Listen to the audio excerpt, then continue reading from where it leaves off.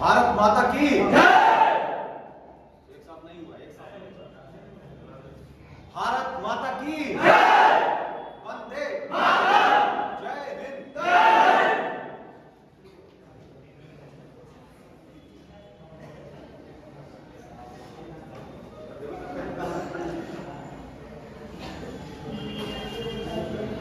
Pen देखो, pen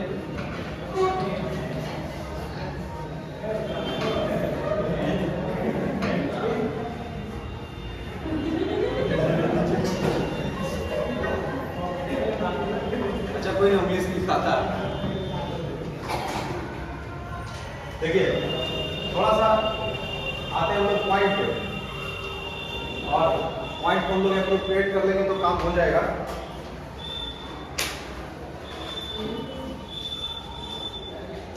पिछले class में हम लोग अप्रोच किए थे, तो आराम से समझिएगा, कोई हड़बड़ाहट नहीं है। आए तूफान करके कुछ कुछ बोल दिए चले गए। हम चाहते हैं कि आपके माइंड में एकदम एडजस्ट करके चीजें जाके बैठ जाए। हम जब काम करना शुरू किए थे तो हमारे पास एक कंसेप्ट आ गया था कि हम लोग को इकोनॉमिक्स को अप्रोच करना था। किसको करना था? इकोनॉमिक्स। बोलता है कि इकोनॉमिक्स को अगर मार्केट में अप्रोच करना है तो थोड़ा आपको बिहेवियर होना पड़ेगा। बिहेवियर इन द सेंस कि मार्केट की गतिविधियों को समझना पड़ेगा। तो जब हम मार्केट जाते हैं तो हमारे पास जो की फैक्टर है, जिसको हम लोग बोलते हैं कि जहां से काम शुरू होता है, तो हमारे पास की फैक्टर के रूप में कौन आ रहा है? बैंक। यही है ना जी। मान लीजिए किसी देश का अगर बैंक ही गड़बड़ हो जाएगा तो इसका मतलब वहां पर इकोनॉमिकल क्राइसिस हो जाएगा, यानी आर्थिक संकट आ जाएगा। तो बोलता है कि बैंक हमेशा एक चीज से जाके जुड़ता है, इसको हम बोलते हैं नेशनल मार्केट। अब ये चीज हमेशा जानना चाह रहे हैं कि आखिर सर बैंक को नेशनल मार्केट से जोड़ कैसे देते हैं, और फिर नेशनल मार्केट इंटरनेशनल मार्केट से कैसे जुड़ जाएगा। तो ध्यान रखिएगा कि अगर हम लोग इसको जोड़ने का काम शुरू कर दें, बैंक को नेशनल मार्केट से, नेशनल मार्केट को इंटरनेशनल मार्केट से, तो हमारे पास एक अप्रोच होना चाहिए। हमने पहले भी कहा था, जब कोई सब्जेक्ट पढ़िए तो पहले हमारे पास कंसेप्ट, तब फिर हम लोग इस पर करेंगे डिस्कशन, और बाद में होगा ऑब्जेक्टिव। हमारे यहाँ दिक्कत क्या है ना कि हम लोग कोई काम शुरू करते हैं तो हम लोग पहले ऑब्जेक्टिव रटना शुरू कर देते हैं। स्थिति ये होता है कि जब कोई एग्जाम में हम बैठते हैं तो हमको लगता है कि याद किया हुआ चीज आया कि नहीं, बस उस पर हम लोग अपना काम शुरू कर देते हैं। ऐसा नहीं करना है। हम आपको पिछले क्लास में बोले थे कि अगर आपके देश का आर्थिक हालत, मतलब इकोनॉमिकल सिचुएशन को जानना है, आर्थिक हालात को जानना है, तो हर हाल में आपको बैंक को देखना पड़ेगा कि बैंक का सिचुएशन क्या होगा। अगर बैंक के पास सब चीज स्टेबल है, सब चीज स्थायी है, तो पक्का नेशनल मार्केट में बहुत अच्छा मूवमेंट होगा। तो हमने कहा था कि बैंक को हम लोग दो तरीके से गेन करेंगे। एक इसका नाम होगा एक्सटर्नल, और एक क्या नाम होगा? इंटरनल। इंटरनल मतलब कि बैंक एस्टेब्लिश्ड हो रहा है, और एक्सटर्नल का मतलब वो जाके किसको इफेक्ट करेगा? मार्केट को। तो पक्का है कि ये एक्सटर्नल आकर के किसको इफेक्ट कर दिया?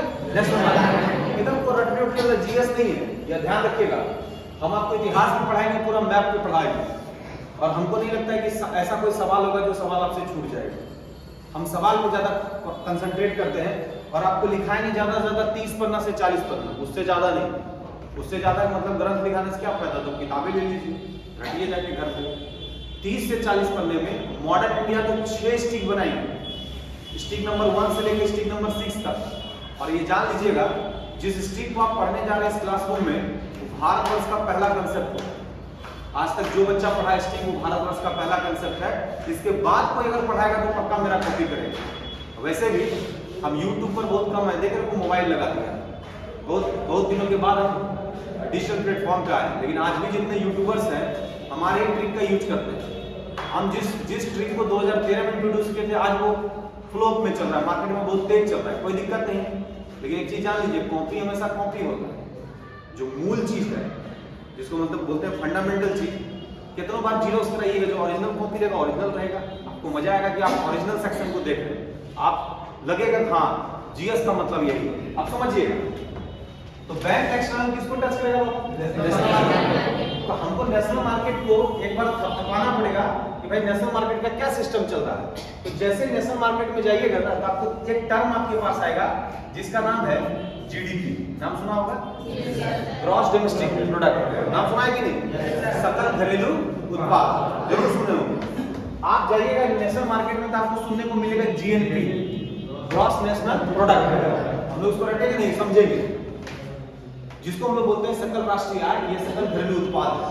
और फिर हम लोग जब जाएंगे तो एक टर्म और यूज होगा जिसको हम लोग बोलते हैं एनएनपी, नेट नेशनल प्रोडक्ट, शुद्ध राष्ट्रीय लाभ या शुद्ध राष्ट्रीय आय या शुद्ध राष्ट्रीय उत्पाद, जो बोलना है बोल सकते हैं। तो हम कहाँ जाएंगे, नेशनल मार्केट में, तो हम लोग को ये तीन चीज मिलेगा देखने को, अब नहीं, जीडीपी, जीएनपी और एनएनपी। जब हम बैंक से बात कर रहे थे, आपको पता होगा कि बैंक का जो एक्सटर्नल फीचर्स था वो नेशनल मार्केट को टच कर रहा था। हम बोले थे कि बैंक को 2 महीने में गाइड करती है आरबीआई, कितने महीने में, 2 महीने, याद रखना कितना महीना, 2 महीना। और जो 2 महीना में गाइड करती है उसको हम लोग बोलते हैं मॉनेटरी, क्या बोलते हैं, मॉनेटरी पॉलिसी, इसको हिंदी में बोलते हैं मौद्रिक नीति। कौन सा नीति, मौद्रिक नीति। कितने महीने में, 2 महीने। तो हर 2 महीने में जब आरबीआई कमर्शियल बैंक को गाइड करेगी, तो जब गाइड करेगी किसके हिसाब से गाइड करेगी, नेशनल मार्केट के हिसाब से, कि भाई अगर मार्केट में लिक्विडिटी कम हो गया है, बैंक के पास लिक्विडिटी कम हो गया है, हम लोग के पॉकेट में लिक्विडिटी कम हो गया है, मार्केट पूरा क्राइसिस सेक्शन में चल रहा है, तो हम क्या करेंगे, क्या उपाय निकालेंगे जो नेशनल मार्केट में इफेक्ट मजबूत हो जाएगा। और जब हम नेशनल मार्केट में पूरी मजबूती लेंगे तो पक्का इंटरनेशनल मार्केट पर हम लोग का कब्जा बहुत तगड़ा हो जाएगा। आप पूछिए इंटरनेशनल मार्केट में कब्जा कैसे होगा, तो आपको पता होना चाहिए कि इंटरनेशनल मार्केट में हम लोग के पास अगर किसी चीज को सबसे अच्छा समझना है तो हमें समझना पड़ेगा आईएमएफ, इंटरनेशनल मॉनेटरी फंड, नाम सुना होगा, अंतर्राष्ट्रीय मुद्रा कोष। अंतर्राष्ट्रीय मुद्रा कोष के बारे में आपको बताएं, जैसे लोग क्या करते हैं, इसको रटते हैं, आईएमएफ का मुख्यालय वाशिंगटन डीसी, ये कहाँ है, वो कहाँ है, इसे जीके मत पढ़िए। बोला जाता है कि अंतर्राष्ट्रीय स्तर पर 2 चीज आपके पास सबसे ज्यादा मजबूत है, एक का नाम है आईएमएफ, एक का नाम है वर्ल्ड बैंक। क्या नाम है, आईएमएफ और वर्ल्ड बैंक। आईएमएफ को हम लोग बोलते हैं इंटरनेशनल मॉनेटरी फंड, या इंटरनेशनल मॉनेटरी फंड को हम लोग बोलते हैं अंतर्राष्ट्रीय मुद्रा कोष। और जब आईएमएफ पढ़ेंगे तो हम लोग को पढ़ना पड़ेगा एक टर्म जिसको बोलते हैं एसडीआर, नाम सुना होगा, क्या नाम है, एसडीआर। इसको बोलते हैं स्पेशल ड्राइंग राइट्स, विशेष आहरण अधिकार। बोलता है कि जिस देश के पास जितना ज्यादा एसडीआर होगा वह देश उतना ही प्रभावी होगा। पूछेगा प्रभावी का मतलब सर, का जिस देश के पास जितना पैसा ज्यादा होगा उसकी वोटिंग कैपेसिटी उतनी ही अधिक होगी। बोला वोटिंग कैपेसिटी मतलब सर, बोला जिस देश के पास जितना लाख एसडीआर बढ़ेगा 250 प्लस वोटिंग कैपेसिटी उसकी बढ़ जाएगी। गजब बात कर रहे हैं सर, मतलब जिसके पास पैसा रहेगा उसी का वोट का पावर है। बिल्कुल याद रखिएगा, आज आप 5 में से 1 आप इंडिया हो चुके हैं। कल तक जब हम अपनी बातों को अंतर्राष्ट्रीय स्तर पर रखते थे तो कोई देश हम लोग को सुनने वाला नहीं था, हम लोग बोलते थे और हम लोग को इग्नोर करता था। याद रखिएगा, हिंदुस्तान अपनी दस्तक इंटरनेशनल मार्केट में काफी मजबूत दे दिया है। आज हम बोलते हैं पूरा देश सुनता है। क्यों? क्योंकि हम अपने जीडीपी को, हम अपने जीएनपी को और हम अपने एनएनपी को बूस्ट किए हैं, जिसके चलते इंटरनेशनल मार्केट में हमारा एसडीआर क्या हुआ है, बढ़िया हो गया। और याद रखिएगा, आने वाले 2030 में, याद रखना डेट, आने वाले 2030 में हम लोग जो काउंटडाउन 1 to 3 कंट्री है उसमें हम लोग अपने आप को शामिल कर लेंगे। आपको लगेगा सर ये अचानक हुआ कि कैसे भारत इतना अच्छा कर पा रहा है? क्योंकि भारत में एक बहुत बड़ी अर्थव्यवस्था है और बहुत बड़ा बाजार है। याद होगा कि जब देश की आजादी हुई थी तो हमारा जो सिचुएशन था, हमारे कोई प्रोडक्ट को खरीदना नहीं चाहता। आज इंटरनेशनल मार्केट में हमारे प्रोडक्ट पर ज्यादा बोली लगती है। क्यों? क्योंकि हम अपने प्रोडक्ट में प्योरिटी ज्यादा रखते हैं। तो आने वाले वक्त में इंडिया का बहुत अच्छा प्रभाव रहेगा और अंतर्राष्ट्रीय बाजार में अगर मजबूत होंगे तो ध्यान रखिएगा कि जितना लाख एसडीआर हम लोग का बढ़ेगा, जितना लाख हम लोग रिसीव करेंगे, उतना एक वोट हम लोग के साथ जुड़ जाएगा। बोलता है हर देश को 250 वोटिंग कैपेसिटी, कितना है 250। बोला 1 लाख एसडीआर हुआ 251 हो गया, 1 लाख हो गया 252 हो गया। और जिसका एसडीआर जितना ज्यादा हो जाएगा उसके पास गोल्ड करेंसी ज्यादा होगा। और जब गोल्ड करेंसी हम लोग के पास ज्यादा होगा तो हम एक तरफ 50 देश वोट करेगा, एक तरफ हम अकेले वोट करेंगे, हम उस पर प्रभावी हो जाएंगे। इसका मतलब है कि बैंक का नेशनल मार्केट से कनेक्शन है कि नहीं? नेशनल मार्केट का इंटरनेशनल मार्केट से कनेक्शन है कि नहीं? और ये तीनों को बैलेंस करना ही इकोनॉमिक्स है। ये सब जो आप लोग अलग अलग चैप्टर पढ़ते हैं ना, इकोनॉमिक्स में हम लोग पढ़ेंगे कि क्या क्या सिस्टम चला, उसको मत पढ़िए, पहले इसके की फैक्टर को पकड़िए। चाबी अगर आपके हाथ में दे देंगे तो सब चैप्टर का ताला खोल दीजिए। दिक्कत यहाँ क्या है, यहाँ जो लोग पढ़ा रहे हैं वो आ करके सिर्फ और सिर्फ राइट डाउन करा रहे हैं या फिर कोई चीज आपको पीडीएफ फाइल दे रहे हैं, आप उसको रटने का कोशिश कर रहे हैं। रट के इकोनॉमिक्स आप 10 क्वेश्चन नहीं बना पाएंगे। क्वेश्चन इकोनॉमिक्स का तभी बनेगा जब आपका समझ बढ़ेगा। थोड़ा सा हम और बात कर लें, समझ बढ़ेगा कैसे, समझिए। अब इसका मतलब हम लोग पहले सेक्शन में बैंक पर बात किए थे कि नहीं? किए थे। और बैंक को कौन कोऑर्डिनेट कर रहा था? रिजर्व बैंक ऑफ इंडिया कर रहा था। तो रिजर्व बैंक ऑफ इंडिया इसका कंट्रोलिंग अथॉरिटी है कि नहीं? किसको कर रहा है? बैंक को। और कि बैंक भी तो आपके पास 3 तरह का है, एक कोई जो प्राइवेट बैंक है, एक जो गवर्नमेंट बैंक है, और एक कोऑपरेटिव बैंक जिसको लोग बोलते हैं, नहीं सहकारिता बोलते हैं। तो इसका मतलब है इस बैंक का आइडियोलॉजी तब तक अच्छा रहेगा जब तक इस पर कंट्रोलिंग अथॉरिटी किसकी रहेगी? आरबीआई। अब आरबीआई का हमने कहा था, याद रखिएगा कि हमने कहा था कि आरबीआई के सेशन में आरबीआई क्या करती है कि टाइम टू टाइम बैंक को ठीक करती है। कितना महीना लेती है? 2 महीना। कौन सा पॉलिसी बोलते हैं? मौद्रिक नीति बोलते हैं। कौन सा बोलते हैं? मौद्रिक। तो आपको हम बताए थे कि नहीं कि मौद्रिक नीति में चेंज होगा बैंक रेट, चेंज होगा कि नहीं? मौद्रिक नीति में चेंज होगा, कौन चेंज होगा? Repo rate. मौद्रिक नीति में चेंज होगा रिवर्स रेपो रेट। क्लियर? और मौद्रिक नीति में चेंज होगा एमएसएफ। बहुत अच्छा, क्या चेंज होगा? MSF, marginal standing facility. सबका डेटा आप लोगों को बताए थे, शायद याद भी होगा आपको, कंफर्म है। और बताए थे एक और, हाँ बहुत अच्छा, एक और बताए थे सीआरआर। एक के क्लास में इतना चीज बता दिए थे आपको, बताए थे ना। सीआरआर में टर्म का यूज किए थे एनडीटीआर, याद है कि नहीं? एनडीटीआर का full form net demand time reliability. बहुत अच्छा, नेट डिमांड टाइम रिएबिलिटी। तो एनडीटीआर में आपको क्या बोले थे? एनडीटीआर में आपको बोले थे इसमें 2 तरह का डिपॉजिट होगा। एक कौन? डिमांड में कौन? करंट अकाउंट और सेविंग अकाउंट, सीए और एसए। करंट अकाउंट और सेविंग अकाउंट किस में? डिमांड में। टाइम में कौन? एफडी और आरडी। तो हम क्या बोले थे? इसका कुछ हिस्सा किसके पास चला जाता है? बदले में आपने कोई परसेंटेज दे देते। अब आप जानना चाहिए सर कि सीआरआर में पैसा लेती है, बदले में कुछ नहीं करती, इसका मतलब नहीं समझे। तो आप सोचते होंगे कि सीआरआर को कभी घटाती और बढ़ाती है। हम करंट डेटा को पढ़ेंगे। बोलता है मान लीजिए कि 4% सीआरआर है, समझिएगा कितना परसेंट? 4%। और अचानक क्या किए कि आरबीआई डायरेक्शन कर दी 0.25 कम, यानी 3.75 कर दी। तो बोलता है कि 0.25% के कम होने से लगभग 1600 से 1700 करोड़ रुपया कमर्शियल बैंक के पास आ जाता है। मतलब समझ में आ रहा है? अगर 0.75 कम करता है तो मार्केट में 1600 से 1700 करोड़ रुपए की लिक्विडिटी क्या होगा? तेज हो जाएगा। तो आप बताइएगा कि जब बैंक के पास पैसा तेज होगा तो बैंक लोन प्रोवाइड करेगी कि नहीं? बोलिए, करेगी। जब बैंक लोन प्रोवाइड करेगी तो सस्ते दामों में लोन प्रोवाइड करेगी, इससे ईएमआई कम होगा कि नहीं? कम होगा। जब ईएमआई कम होगा तो हम लोग कुछ खरीदारी करना शुरू करेंगे कि नहीं? करेंगे। तो बताइएगा कि हमारे मार्केट का मैन्युफैक्चरिंग हब बढ़ेगा कि नहीं? बढ़ेगा। यानी सब लोग सामान तेजी से बनाना शुरू करेगा, एम्प्लॉयमेंट बढ़ेगा कि नहीं? बढ़ेगा। एम्प्लॉयमेंट बढ़ेगा। जब ये सब बढ़ेगा तो हमारे जीडीपी में ग्रोथ रेट होगा कि नहीं? होगा। तो नेशनल मार्केट को इफेक्ट करेगा कि नहीं? करेगा। खाली बस कोरिलेट करना सीख लीजिए, जोड़ना आ जाएगा ना। Economics magic. और बहुत लोग यहाँ देखते हैं कि शुरू उसका अपना दूसरा सब्जेक्ट से होता है।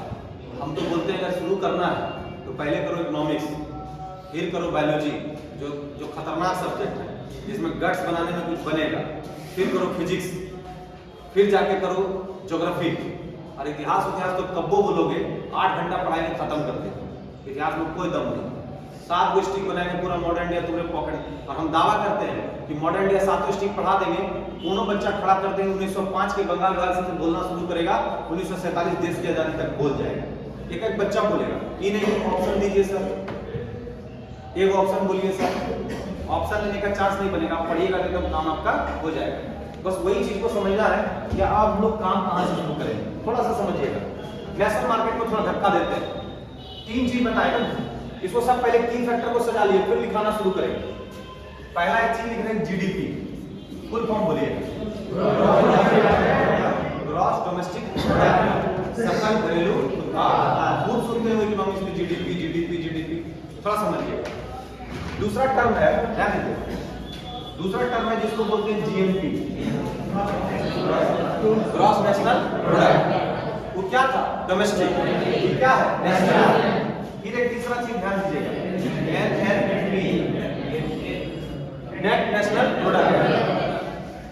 अब जानना चाहिएगा कि सर कि जीडीपी, जीएनपी और एनएनपी को कैसे आप डिफाइन कीजिएगा। बहुत लोग बच्चा रटता है इसका डेफिनेशन, बहुत बच्चा इसमें बहुत समझ रखता है। आप समझिएगा, आप इस पूरे वर्ल्ड में से आप एक देश, ठीक है, आप अगर एक देश है, आपका भौगोलिक सीमा होगा ना?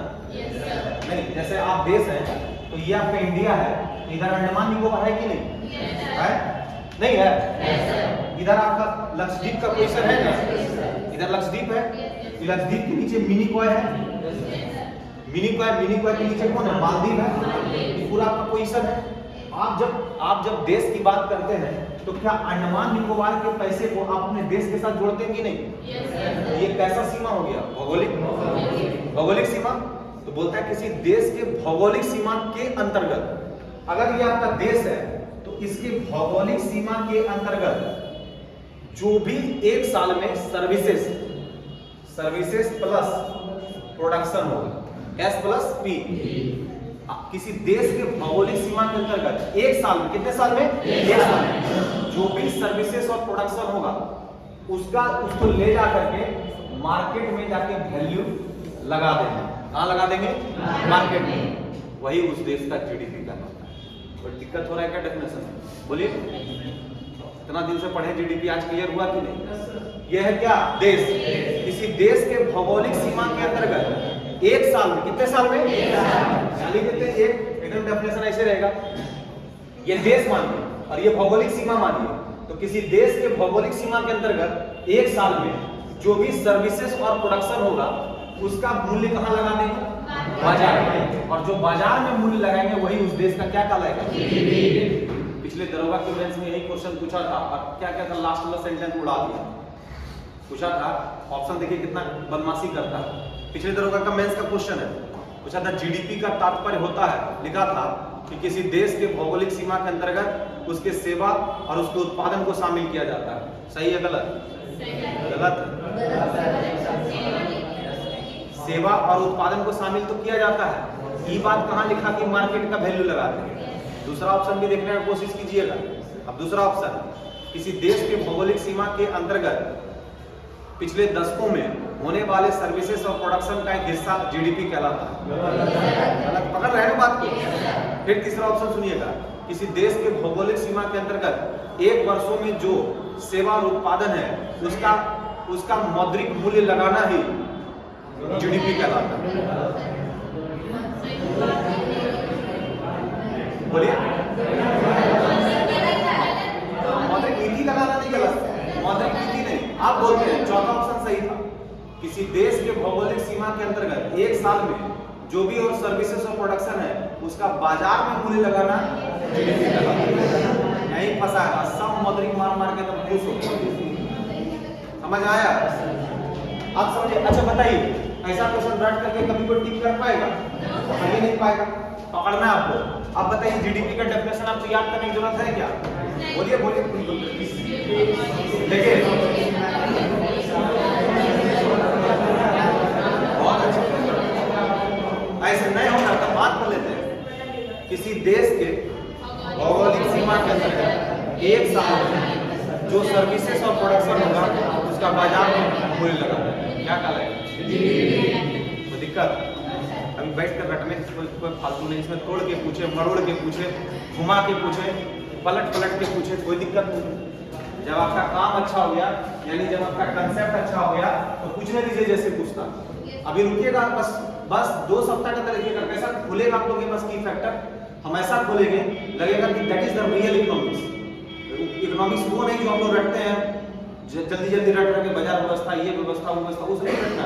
पहले हम लोग सब हथियार इसके इकट्ठा कर रहे हैं, टोटल हथियार इकट्ठा करके एक बार जोड़ लेंगे और सबको आत्मसात कर लेंगे, और तब जब पढ़ेंगे फ्लो में तो सब चीज समझ में आएगी। हम लोग क्या दिक्कत क्या है कि हम लोग बिना की फैक्टर को बताए हम लोग काम शुरू कर देते हैं। तो कैसे हो जाएगा आप समझिएगा। आपको कोई भोज में ले गए, बोले कि सुनिए आप यहाँ सब देखिएगा कैसे कैसे खाना वाना बन रहा है, सब अपना आपको ध्यान रखना है, अब कोई चीज़ गलत नहीं होना चाहिए। अरे भाई बताइएगा ना उसको कि कितना आदमी को खाना बन रहा है, किसके लिए खाना बन रहा है, सराती के अलग बन रहा है, बराती के अलग बन रहा है, कि दोनों खटमट है, ये सब देखते ना भोज उज में तुम देखोगे कि एक ऐसा आदमी रहेगा जो बहुत बिजी रहेगा, मतलब उससे तुम बातें नहीं करते, जैसे पूछो कहाँ जा रहा है, बहुत जरूरी में आप बेकार काम को फंसा देते हैं।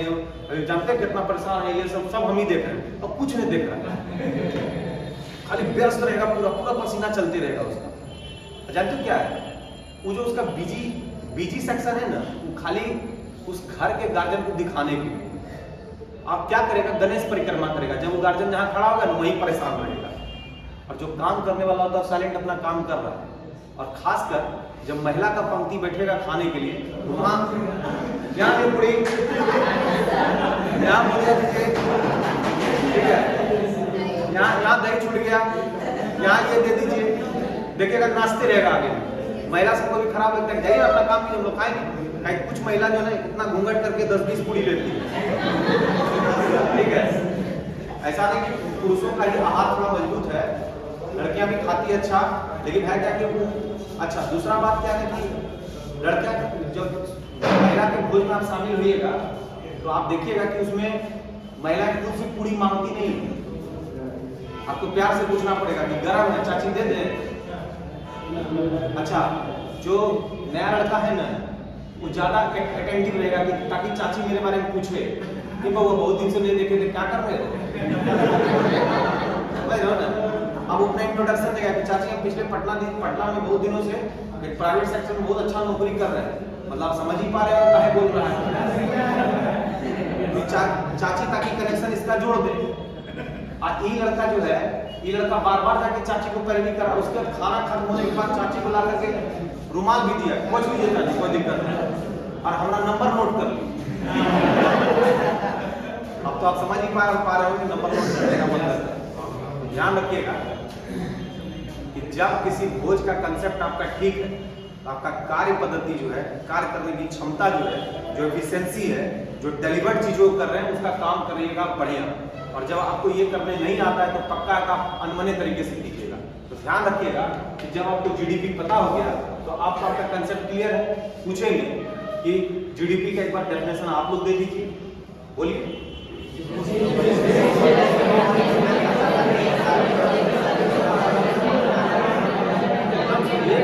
एक स्वर में आवाज का कि किसी देश के भौगोलिक सीमा के अंतर्गत एक साल में जो भी सर्विसेज और प्रोडक्शन है उसका बाजार में मूल्य लगाना क्या कहलाएगा।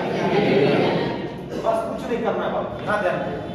बोलता है कि इसी जीडीपी में +x और -y क्या कर देंगे, मतलब +x -y मतलब मैथ पढ़ा दीजिएगा क्या सर, इतना अच्छा हम भाग करके आए जीएस पढ़ने, अभी मैथ सुनकर भी हमारा मैथ नहीं बुझा पाता।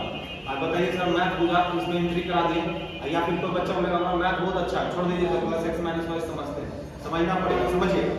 बोलता है अगर किसी देश के भौगोलिक सीमा के अंतर्गत एक साल में जो सर्विसेज और प्रोडक्शन है उसको मार्केट में वैल्यू लगाएंगे तो +x वो लोग हैं जो आपके देश का है लेकिन किसी दूसरे देश में अर्न कर रहा है। आपके देश का है लेकिन कमा कहाँ रहा है, कनाडा में, कमा कहाँ रहा है, जर्मनी में, कमा कहाँ रहा है, यूएस में, ठीक है। आपके देश का है, अर्न कहाँ कर रहा है, दूसरे देश में, तो उसके इनकम को हम क्या कर दिए, जोड़ दिए। लेकिन कोई दूसरा देश का भी तो आदमी होगा जो आपके यहाँ कमा रहा होगा, उसको क्या किए, -y कर दिए, तो आपका रिजल्ट आ गया कोई दिक्कत क्लियर है ना। कोई बहुत बड़ा बात नहीं है। पूछेगा तो जीएनपी किसको बोलेंगे भाई, तो बोलिएगा कि जो जीडीपी है उसमें +x -y, बोला +x कौन, हमारे देश के नाम है जो देश में अर्न कर रहे हैं, और -y कौन,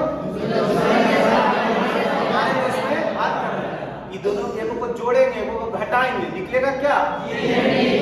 और इसी को कहेंगे ग्रॉस नेशनल प्रोडक्ट। बहुत अच्छा सर, 1 नंबर काम हो गया। जीडीपी भी क्लियर है, जीएनपी भी क्लियर है।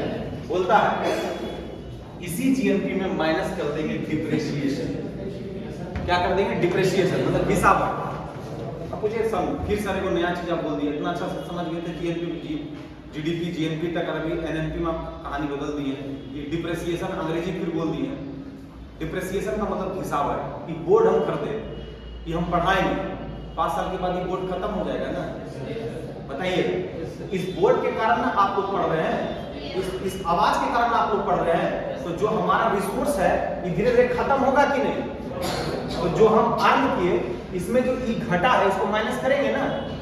जो मशीन है जो पापड़ बना रही थी, एक दिन वो मशीन खत्म होगा ना, तो पापड़ का इनकम देख रहे थे लेकिन मशीन का घिसावट नहीं देखे, तो जो मशीन की घिसावट है वो पापड़ के अर्निंग में क्या होगा? माइनस हो जाएगा।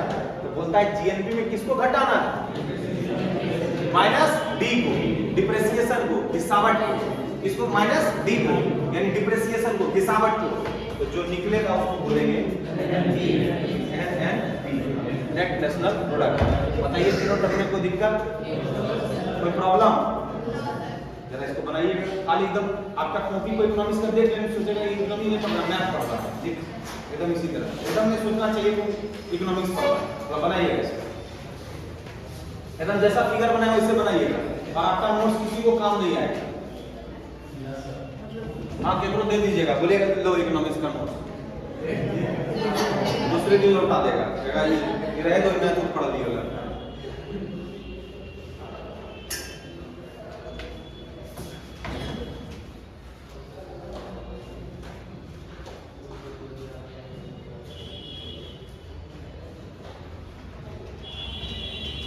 फुल फॉर्म भी बगल में लिख लीजिएगा सब।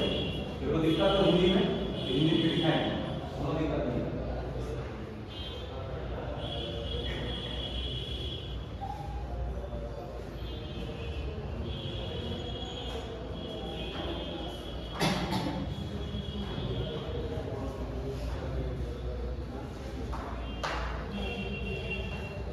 एकदम नेक्स्ट टाइम हमारा एक नंबर पढ़ना है, एकदम इसी तरह का स्टाइल बहुत अच्छा।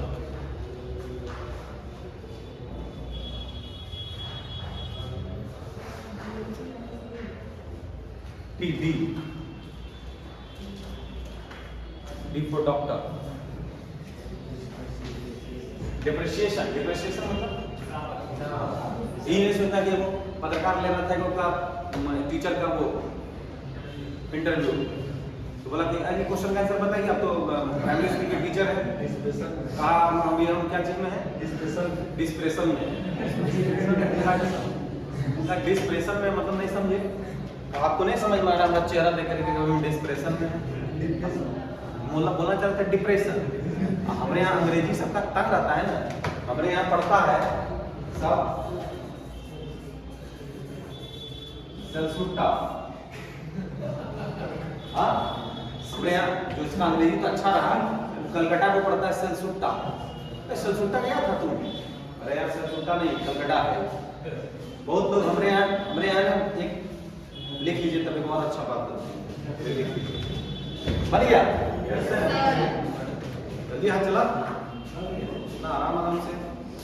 ये नहीं कि हम गोलका दूधो किए तो गोलका एकदम बढ़िया से उसमें आई तो अंदर, मतलब एक सर्कल बनाना है, ज्यादा दिमाग नहीं लेना। ये 3-4 बार किया थी नहीं, तुम भी कर रहे हो, एक के बार चलेगा।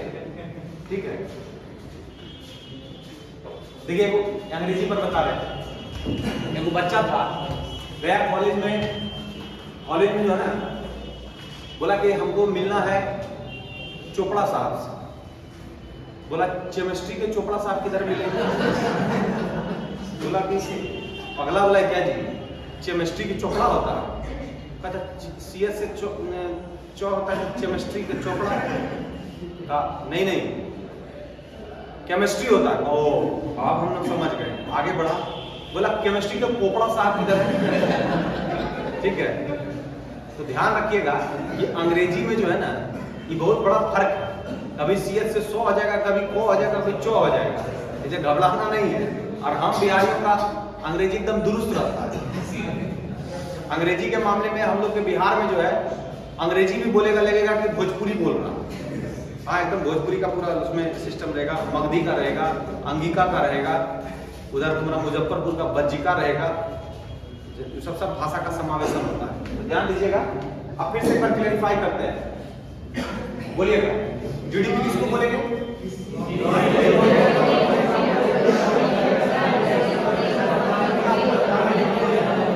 कहाँ लगाना है? मार्केट।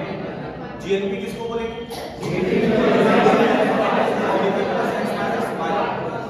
क्या है? Minus Y. जीडीपी में प्लस एक्स माइनस वाई करेंगे क्या निकलेगा? जीएनपी का फुल फॉर्म सकल राष्ट्रीय आय बोलेंगे। जीएनपी में क्या माइनस करेंगे? जब जीएनपी में माइनस डी करेंगे क्या निकलेगा? Net national product. हो गया ना? ये काम हम लोग का कंप्लीट है। कोई दिक्कत किसी को? हम एक बार जोड़ के दिखाते हैं, जोड़ते हैं तो और काम होगा, धीरे धीरे बढ़ेंगे और अप्रोच हम लोग डेवलप करेंगे। आप देखिएगा, फिर से एक बार देखिएगा, एकदम छोड़ेंगे नहीं इसका जान। ये बैंक, ये नेशनल मार्केट और ये इंटरनेशनल मार्केट, एकदम जोड़ के देखते हैं। बैंक में मॉनेटरी पॉलिसी चलाएंगे ना। मान लीजिए कि पहला काम कर रहे हैं कि रेपो रेट को हम बढ़ा दिए। बोलिए, रेपो रेट को क्या किए? बताइए किसको महंगा लोन मिल रहा है?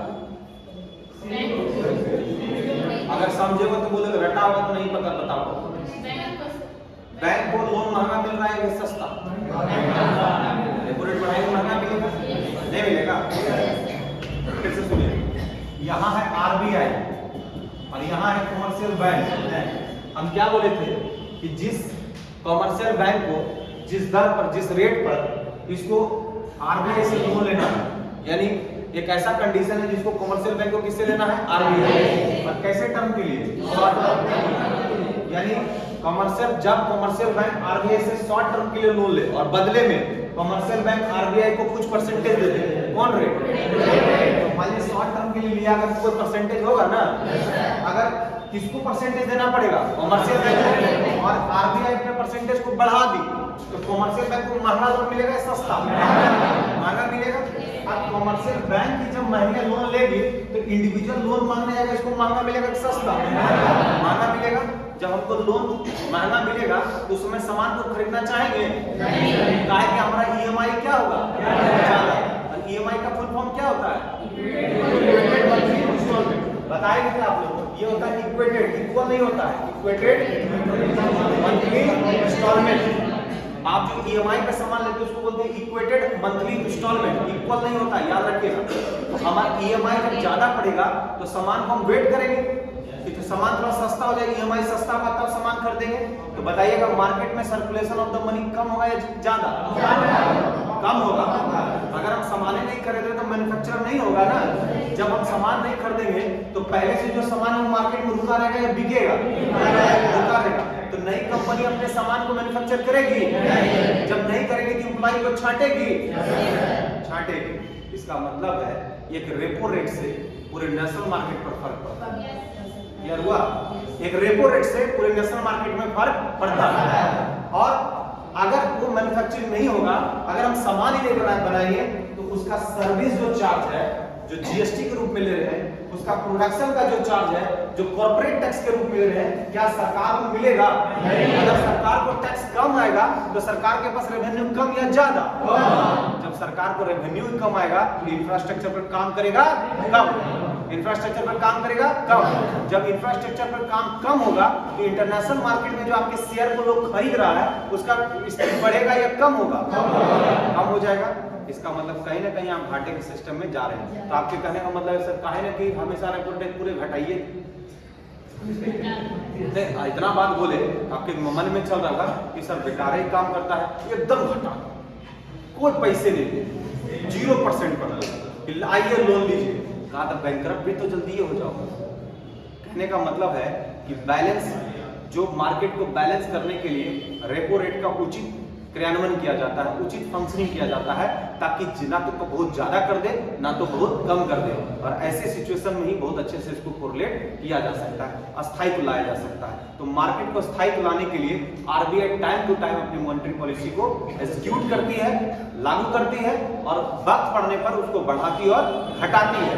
और ये घटना हर 2 महीने में एक बार इसको क्या करती है, रिपीट करती है, ताकि मार्केट में मौद्रिक नीति के चलते सभी चीजों का समावेशन बहुत अच्छे तरीके से हो जाता है। क्लियर है कि नहीं? बोलिए। तो तकलीफ हो रहा है? इस सब तुमको सुनने में बहुत टफ लग रहा होगा। शुरू में जब बोल रहे होंगे ना, लग रहा है गजब गजब चीज बोल रहे हैं कि कभी रेपो रेट, कभी ये रेट, ये सब पढ़ते थे। लेकिन आप जो है ना पेपर पढ़िएगा ना, तो आप पढ़िएगा कि सीआरआर बढ़ा घटा, लिक्विडिटी तेज हुआ, लिक्विडिटी बढ़ा, तो पढ़ के आप समझ जाइए। पहले इस बात को नहीं समझते होंगे, अब समझिएगा। और हमारा जो दायित्व दिया गया है, हम यहाँ इसलिए आए हैं कि आपको यही सब की फैक्टर समझाने के लिए आए हैं। हम ये करने नहीं, हल्ला करवाने नहीं आए कि बस आप हल्ला करके चले जाइए। हम चाहते हैं कि आप यहाँ से पढ़ के जाइए और कोनो IAS का तैयारी करता होगा, यूपीएससी का, और इकोनॉमिक्स पढ़ता होगा, उसको पकड़िएगा और जरा की फैक्टर पर बात कीजिएगा, जान बचा के भागिए। याद रखना है कि अगर आपका कंसेप्ट अच्छा है ना, तो यूपीएससी बीपीएससी मायने नहीं रखता, मायने रखता है आपका कंसेप्ट। अब एक बार हमको ऑब्जेक्टिव बता दीजिएगा, हमको सेटिस्फेक्शन हो जाएगा। जरा पूछ लेते हैं ऑब्जेक्टिव, पूछें? रेडी है ना? नहीं रेडी है तो फिर एक बार बताते हैं। तो बोलिए, एक बार बता दीजिए। जबकि पिछले क्लास में हम बोले थे, हाँ पिछले क्लास में बोले थे इसी तरह सब लड़का बोले थे, सब समझ रहा है मुझे? हाँ सर। एक लड़का मेरा ज्यादा ध्यान था, तो मैं था कि रात में वो बतियाया था कहीं तो बोले कहाँ से उसका नींद खुलेगा, कितना अच्छा हम बात बोल रहे थे, तो जो दीवार है ना बीच वाला, उसी में ऐसे करके मार रहा था, लग रहा था खटा, फिर तो बगल वाला बोले क्या, उसको बोले अट्रैक्टिव रहने के लिए, हमको देखेगा, हम उसको मेहनत से पढ़ा रहे हैं, लड़का इधर उधर किया हुआ है, तो क्या किया, आंख बड़ा कर लिया और हमको ऐसे करके देखने लगा। हमको लगा ये पलकों नहीं झपका रहा है लड़का, तो लगातार ऐसे करके देख रहा है। वो हमको इसलिए देख रहा था कि सर को लगे कि हम बहुत अटेंटिव हो गए, समझा कुछ नहीं था। तो हम क्या हुआ, अपना समापन कर दिए, जाने लगे। क्या मन में खराब काम आ गया, फिर पूछे कि सबको समझ में आ गया ना? कोई कुछ नहीं बोला, वही लड़का बोला कि सर एक बार फिर से बता दीजिएगा जरा से। राउंड अप ले रहा है और बताइए ऑब्जेक्टिव। अभी आप जितना बार बोलिएगा बताएंगे, 100 बार भी बताना पड़ेगा तो आपका काम हो जाएगा। एकदम फ्रीक्वेंट स्टाइल में 10 मिनट में रिवीजन मारते हैं। क्लियर? कितने मिनट में? 10 मिनट बोलता है। ध्यान दीजिएगा, ये कौन है? नीचे कौन है? मंत्री बड़ी कौन? स्थापना कब? 1 अप्रैल 1900। राष्ट्रीयकरण कब? 1 जनवरी 1900। किसका? आरबीआई। पेट्रोलियम अथॉरिटी किस पर? Commercial bank. जो बदलेगा इसको कौन पॉलिसी? कौन पॉलिसी? कितना दिन में बदलेगा? बहुत अच्छा, कितने दिन में? बोलता है कि आरबीआई से कमर्शियल बैंक जब लॉन्ग टर्म के लिए लोन लेगा, और अच्छा बैंक रेट, आरबीआई से जब कमर्शियल बैंक लॉन्ग टर्म के लोन लेगा और बदले में कमर्शियल बैंक कुछ परसेंटेज देगा। कौन रेट? जब शॉर्ट टर्म के लिए लेगा, जब वेरी शॉर्ट टर्म के लिए लेगा, बहुत अच्छा। और हर बार कौन परसेंटेज देगा? हर बार कौन देगा? और इस बार कमर्शियल बैंक के पास लिक्विडिटी तेज हुआ, अपना पैसा किसके पास? इस बार नाम हो गया शॉर्ट टर्म के लिए रिवर्स। कोई दिक्कत? ये बोलता है कि आरबीआई से जब कमर्शियल बैंक में हम पैसा जमा करते हैं दो तरह से, एक डिमांड डिपॉजिट और एक टाइम डिपॉजिट। डिमांड में कितना? 2। टाइम में कौन? और इस पूरे का नाम दिया है एनडीटीआर। क्लियर? ये डिमांड टाइम लिएबिलिटी बोलता है कि डिमांड में करंट अकाउंट और सेविंग अकाउंट, और टाइम में एफडी और आरडी। इस पूरे को मिला के क्या बोलते हैं? एनडीटीएल। बोलता है कमर्शियल बैंक अपने पूरे एनडीटीएल का कुछ परसेंटेज किसको देता है? और बदले में आरबीआई कोई परसेंटेज नहीं देता है।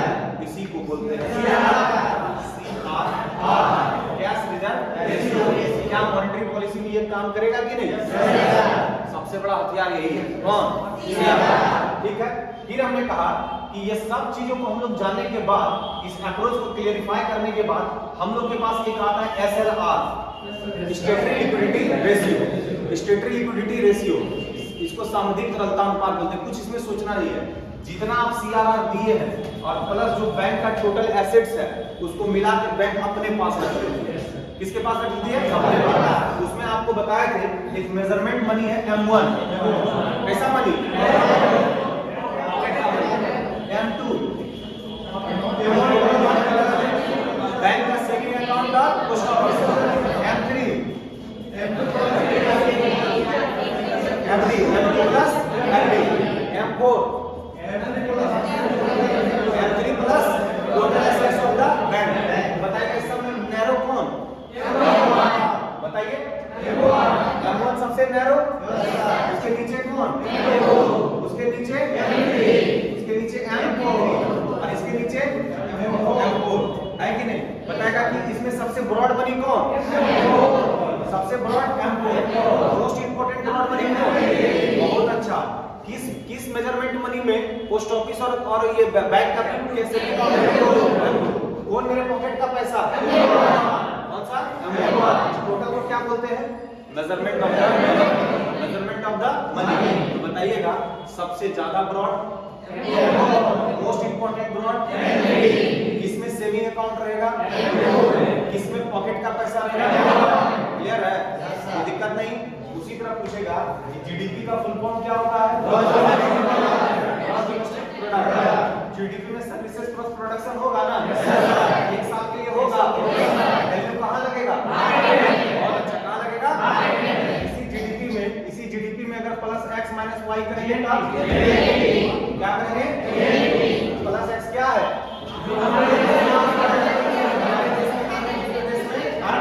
Minus y